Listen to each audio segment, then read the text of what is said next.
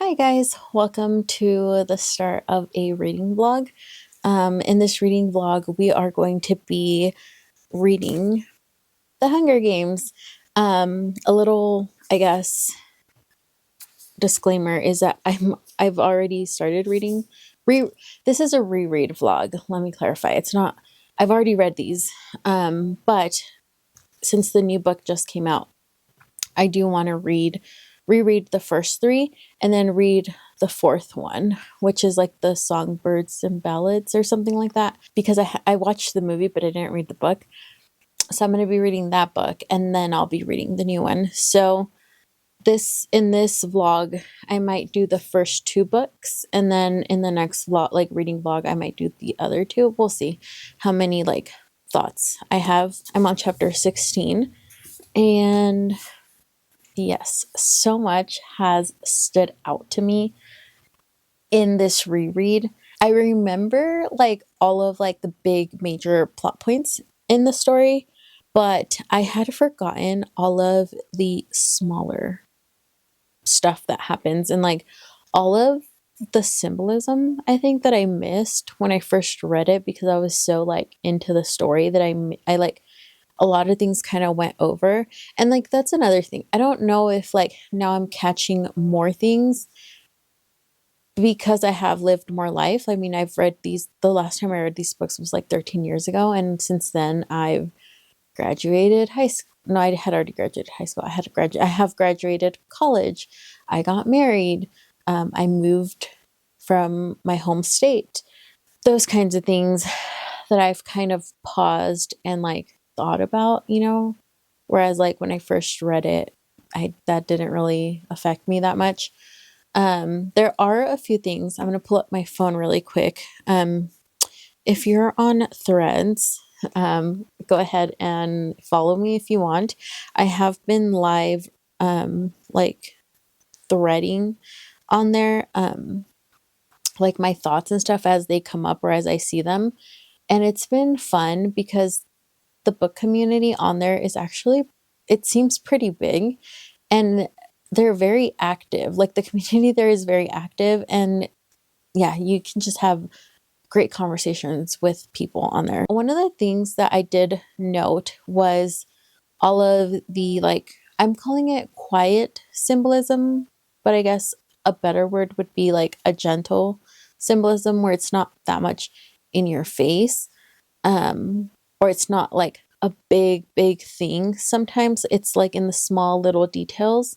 I have been loving that. For example, the dandelions, like when PETA, oh, and if I haven't said this, this is going to be a spoilery vlog. So yeah, like at the beginning when Katniss remembers what PETA did for her with the bread, she remembers like the dandelions, right? Like there was a dandelion there. And that's when she realized, like, you know what, like I'm gonna keep us alive. I'm gonna feed us, because by this point the mom had already, like, she was kind of, well, not kind of, she was out of it. And Katniss and her sister didn't really have much to eat.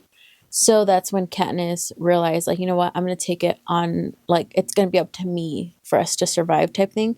And the dandelions, which is kind of what triggered that in her, was it represents hope, resilience in the face of adversity. And I just thought that was like, it's a small detail, but it's like, it's big. I mean, to me, it felt big. And another thing that I did not realize the first time reading it, and it's literally in the back of the book, okay? Like, I don't know how I missed this when I was younger, but I did miss that Panam was after the fall of North America. I didn't know this. And there's there's maps on Google with like the map overlay of like North America and then what Panam is. And apparently the state I'm in is the capital. So that was wild. And another fun fact was that the mountains that are referenced in the beginning of the book, of like how the capital like was able to defeat everybody, like the rebellion, was because the rebels had to like climb up this mountain, and then the capitals helicopters had easy views and they were easy targets. Well, those mountains are literally my backyard.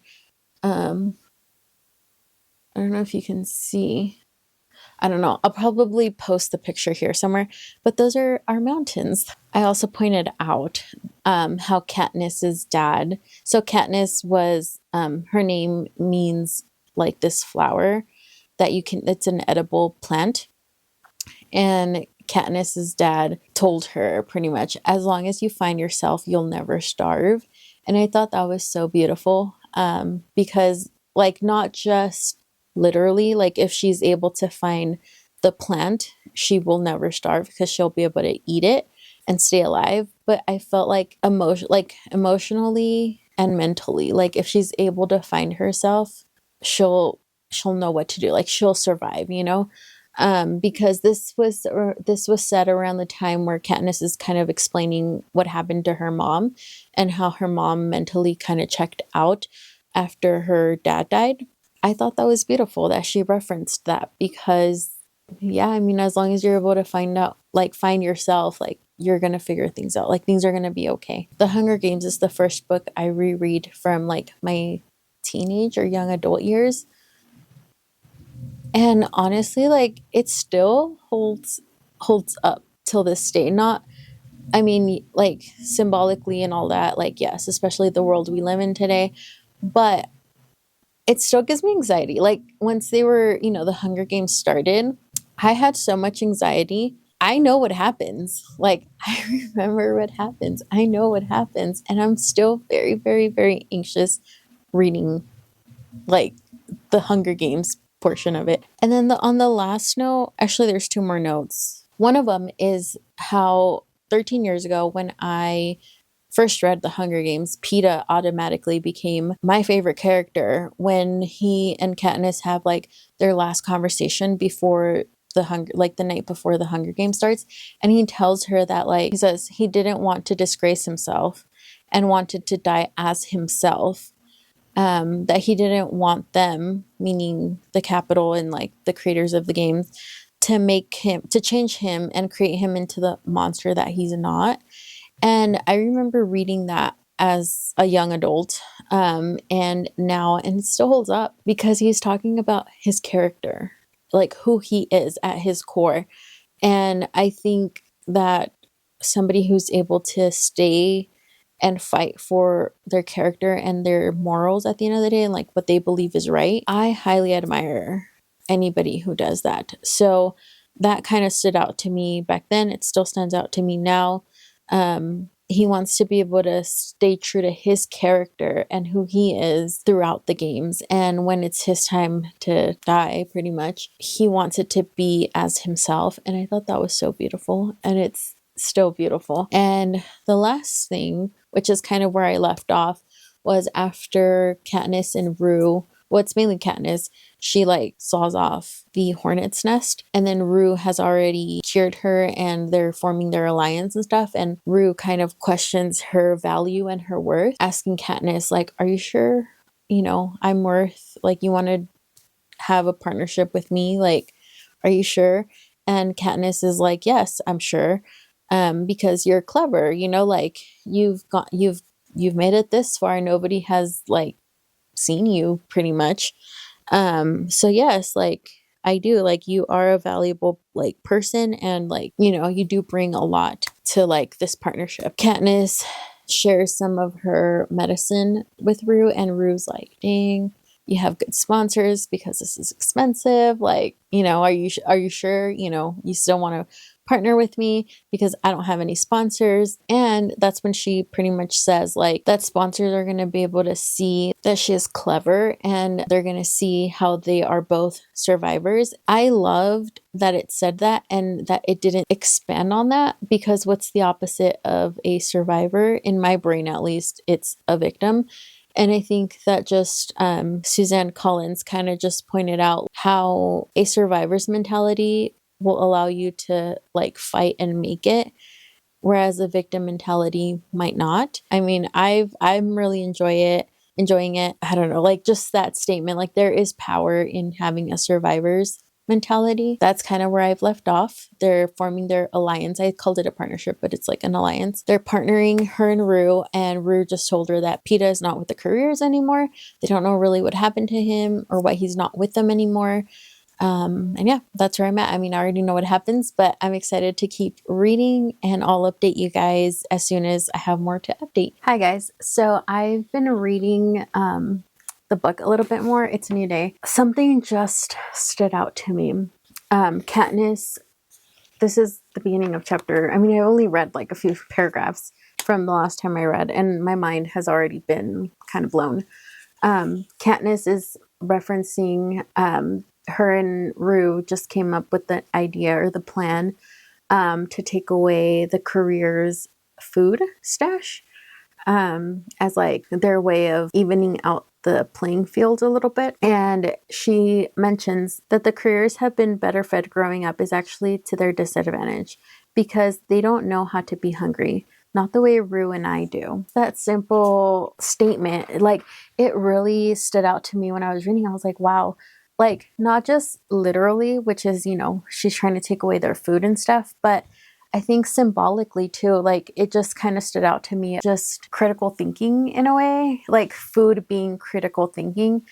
You know, we're just so accustomed now to being just fed the information, whatever information it is, whatever side you're on, doesn't matter. You're still being fed constantly, right? Like information, whether good or bad. Again, this isn't one or the other, it's both, right? Like we're just constantly being fed this information. And it just got me thinking, like back in the day, I remember my childhood, we didn't have access to that much information that fast as we do now, because now with social media, you see things in real life, you know, on TikTok, there's so many people that live stream their lives. It's just, we're constantly, you know, being fed all the information. And if we have a question, if I have a question, you know, I can just Google it quickly, like wherever I'm at, as soon as the question pops in my head, I can just Google it. And, you know, I don't really have to think about it. I don't have to ask somebody.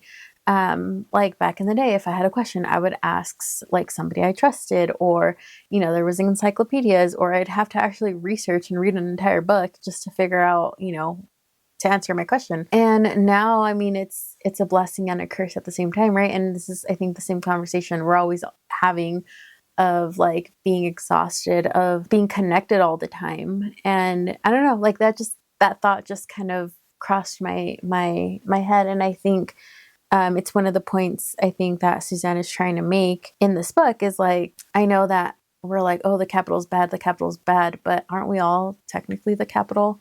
It doesn't matter, again, what side you're on, you're still the capital, because we have all these amenities, all these comforts. Do we know how to survive without it? But yeah, so that statement, it was literally one sentence long. It just kind of made me pause and think of symbolically, you know, what happens when we're just being fed and we don't know how to go hungry, you know? And again, this is not food, this is knowledge. Like what happens if we sit in our questions for longer than a few seconds? I don't know. Hi guys. So it's been a few days and I'm still reading The Hunger Games. I don't know what it is. Let's have a little chat. I am having such a hard time concentrating. My attention span is very, very little at the moment. Like short, I should say, not little, short. And I know it's because I am on TikTok and I'm constantly just swiping that For You page up. So today is Sunday, and my goal for the week is to, I don't want to say not log in to TikTok at all, but probably keep it to like half an hour or less. That way I can see if like that kind of helps me with like my attention span. The drama on TikTok has just drawn me in like a moth to a flame, and it's been detrimental to my mental health because now I can't concentrate. So here we are. Today I am, according to Goodreads, I am 78% of the way. I have this little itty bitty part left to read. It is less than 100 pages. So my goal is to finish reading them tonight and then be done with the Hunger Games book. Now I'm at the point where Rue is gone.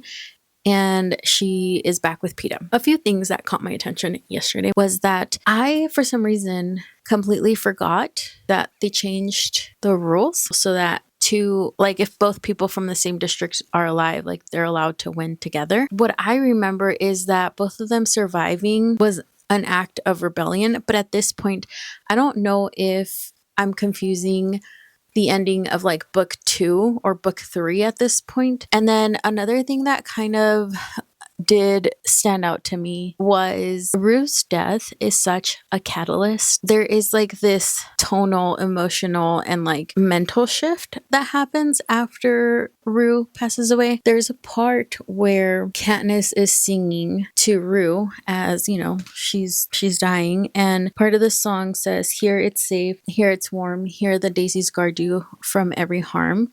And I googled, you know, daisies, and daisies implies purity, innocence, and childhood. So that's kind of what like made me realize what this like catalyst or this shift happened, where Rue was the last, although she did suffer and she did grow up how she grew up and the trauma that she went through and all that, and being in the games and all of that, there was a loss of innocence, but she was the true last symbol, I think, in the games of innocence because she was so little. I think when she passes away, that's like when that shift happens in Katniss, because then she does mention something about now she had to survive, not just like for her, but for Rue, because now she had like this vengeance. This is also the point where Katniss also mentions that she understands what PETA said about not losing who he was to the games and allowing the games to create him into the monster that he wasn't. So she understands that at that moment, when she's laying Rue to rest and she does the whole flower scene. She mentions like, now I understand what PETA was saying, and she just kind of tied that in, and I thought that was beautiful. Okay guys, so I have officially finished The Hunger Games, and I finished it late last night, so I didn't hop back in, you know, on here to film my reaction, but I knew it. I remembered the berry scene at the end, but for some reason I did doubt myself and was like, was that the ending of like the first book or the second book? Like, I honestly, at that moment, I cannot remember. But when I read it, when they changed the roles again, I was like, yes, like I knew this was how it ended. So it makes me happy that I still remembered that. And it was an act of rebellion that just like made me just kind of lose my mind a little bit, because at this point we do have the 4th book in the series, which was Snow's like storyline. And I just have, honestly, I have so many thoughts. So I did write them down in my notebook and we're gonna go over them. So this is kind of like the finale of this video. The first thing I did note was that I hated when they switched the rules back to like, oh, just kidding, there can only be one victor. So the 2 lovebirds, one has to die. I really hated that, but honestly, like it makes sense with, like I said, now that we have Snow's story, it makes sense why this was like a thing and why he probably was excited to see this go down, because it kind of, if they would have made those choices, kind of like how him and, you know, had to make, it would have paralleled, I think, his story.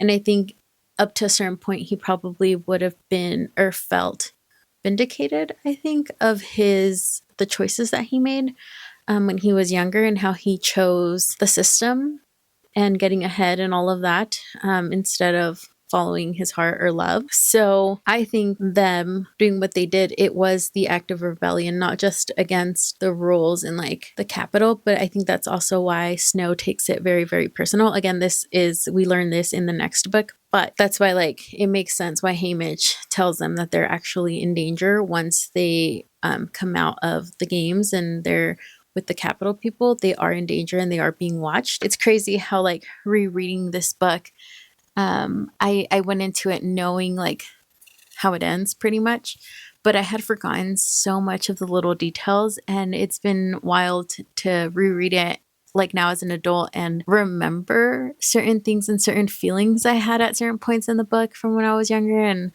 just kind of reliving that. So it's been fun. I've really have been enjoying rereading The Hunger Games. And today I'm actually going to start reading the next book as soon as I finish this video. Have you guys reread The Hunger Games already? And if you have, I want to know, what are some things that you had forgotten that once rereading it, you're like, oh yeah, that's true? Or like any feelings that you had when you first read it compared to like now rereading it years later. It's like I said, it's been an adventure. It's been fun. I think I had kind of gone into a little reading slump, and now I feel like I'm starting to come out of it a little bit. But yeah, so I'll see you guys next time. Bye.